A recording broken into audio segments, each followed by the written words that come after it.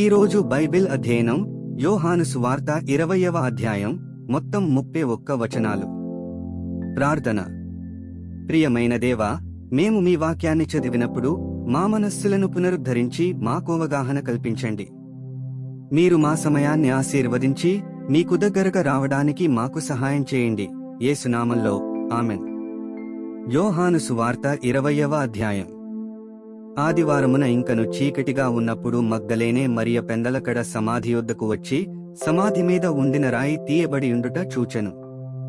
గనుక ఆమె పరిగెత్తికుని సీమోను పేతురునొద్దకును యేసు ప్రేమించిన ఆ మరియొక శిష్యుని యొద్దకును వచ్చి ప్రభువును సమాధిలో నుండి ఎత్తికొని పోయిరి, ఆయనను ఎక్కడ ఉంచెరో ఎరుగమని చెప్పెను.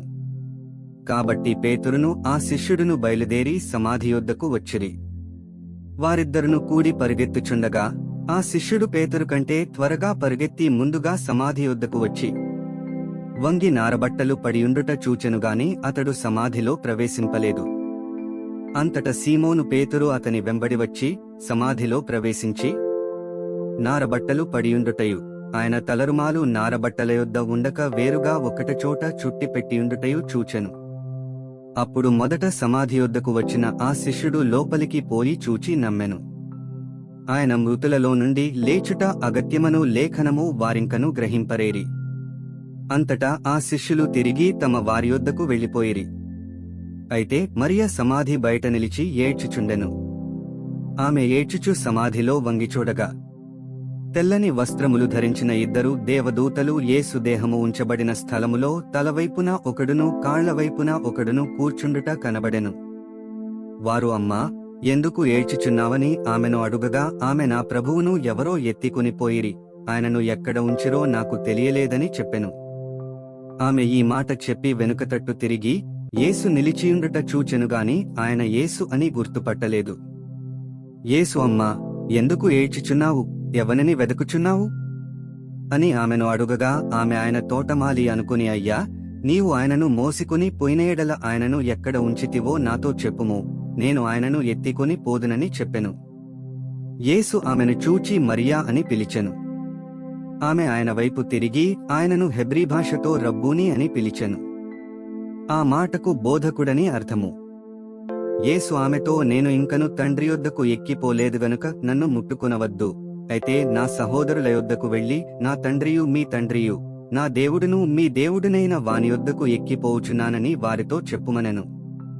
మగ్దలేనే మరియ వచ్చి, నేను ప్రభువును చూచితిని, ఆయన నాతో ఈ మాటలు చెప్పెనని శిష్యులకు తెలియజేసెను. ఆదివారము సాయంకాలమున శిష్యులు యూదులకు భయపడి తాము కూడియున్న ఇంటి తలుపులు మూసికొనియుండగా యేసు వచ్చి మధ్యను నిలిచి, మీకు సమాధానము కలుగునుగాక అని వారితో చెప్పెను.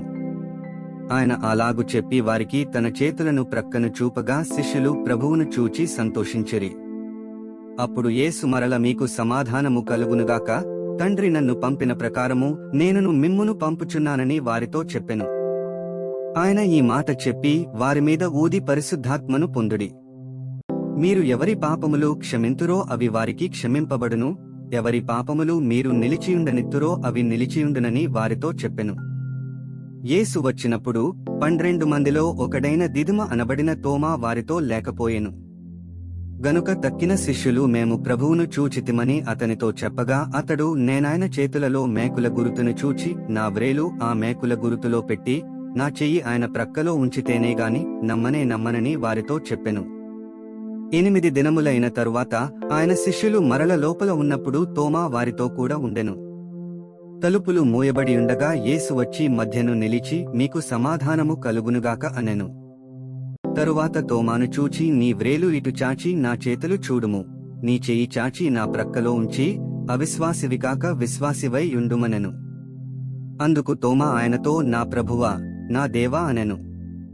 యేసు, నీవు నన్ను చూచి నమ్మితివి, చూడక నమ్మినవారు ధన్యులని అతనితో చెప్పెను. మరియు అనేకమైన ఇతర సూచక క్రియలను యేసు తన శిష్యుల ఎదుట చేసెను, అవి ఈ గ్రంథమందు వ్రాయబడియుండలేదుగాని.